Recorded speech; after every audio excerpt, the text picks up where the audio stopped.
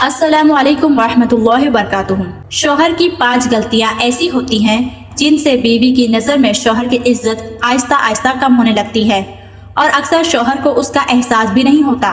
पहली गलती, हर बात पर गुस्सा करना और बात बात पर आवाज ऊंची करना। जब बीवी शौहर से बात करते हुए डरने लगे तो रिश्ते में मोहब्बत के साथ साथ सुकून भी खत्म होने लगता है।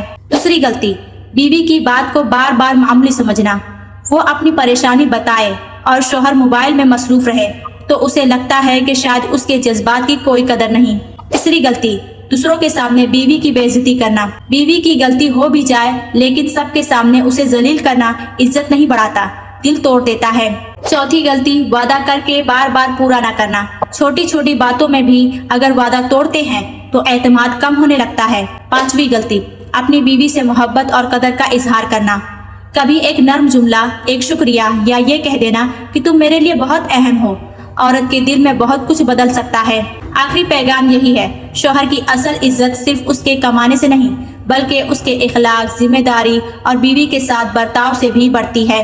और बीवी भी शौहर की इज्जत, मोहब्बत और जज्बात की कदर करे, क्योंकि खूबसूरत शादी वो है जहाँ दोनों एक दूसरे को गिराने के बजाय संभाल लेते हैं।